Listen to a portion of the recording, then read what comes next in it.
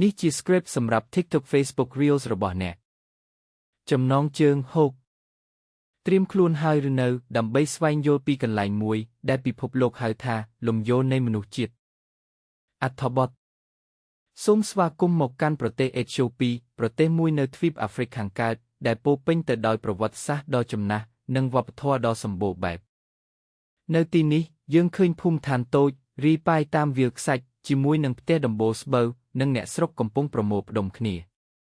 អេត្យូពីជាកន្លែងដែលអ្នកបុរាណវិទ្យាបានរកឃើញអដ្ឋិធាតុបុរាណដូចជាលាតក្បាលរបស់លេស៊ីជាដើមដែលបានផ្ដល់ភស្តុតាងដ៏សំខាន់អំពីការវិវត្តរបស់មនុស្សជាតិកាលពីរាប់លានឆ្នាំមុនវាគឺជាកន្លែងមួយដែលមានរឿងរ៉ាវដំបូងបំផុតនៃមនុស្សយើងទាំងអស់គ្នាតែអ្វីដែលគួរឲ្យភ្ញាក់ផ្អើលជាងនេះគឺថាជីវិតប្រចាំថ្ងៃរបស់ប្រជាជនអេត្យូពីនៅតែកំពុងបន្តដោយកាលពីបុរាណកាលយើងឃើញស្ត្រីកំពុងដាំកាហ្វេលីងកាហ្វេឆុងកាហ្វេតាមបែបបុរាណដែលជាផ្នែកមួយនៃវប្បធម៌ដ៏ជ្រាលជ្រៅនិងសាមញ្ញនៅទីនេះមានកន្លែងជាច្រើនដែលហាក់ដូចជាមិនបានវិវត្តទៅមុខឆ្ងាយពីចំណុចចាប់ផ្ដើមនៃអរិយធម៌ជីវិតពិតរបស់ពួកគេមិនស្ថិតនៅក្នុងសារមន្ទីរមិនស្ថិតនៅក្នុងសៀវភៅប្រវត្តិសាស្ត្រនោះទេតែវាស្ថិតនៅក្នុងទីផ្សារដ៏អ៊ូអរពេញទៅដោយមនុស្សម្នាក់ដែលកំពុងធ្វើពាណិជ្ជកម្មទិញដូរនិងផ្លាស់ប្ដូរទំនិញដោយកាលពីរាប់ពាន់ឆ្នាំមុន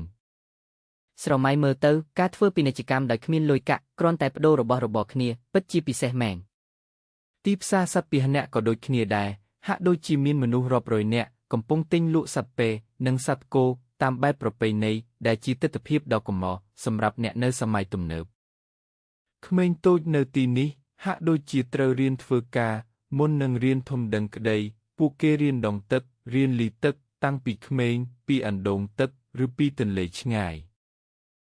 ទឹកគឺជារបស់ចាំបាច់បំផុតដែលកំណត់នូវជីវិតប្រចាំថ្ងៃរបស់ពួកគេជាពិសេសសម្រាប់ស្ត្រីនិងកុមារីដែលត្រូវចំណាយពេលរាប់ម៉ោងដើម្បីស្វែងរកនិងលីទឹកមកផ្ទះ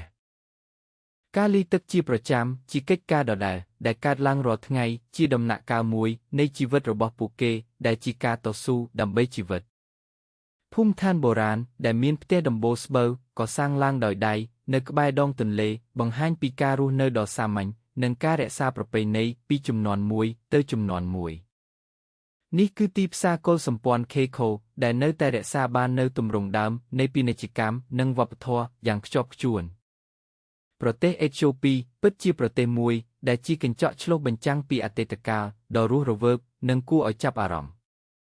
កន្លែងដែលពេលវេលាហាក់ដូចជាឈប់នៅដើម្បីឲ្យយើងទាំងអស់គ្នាបានទស្សនានិងស្វែងយល់ពីស្គលនៃមនុស្សជាតិ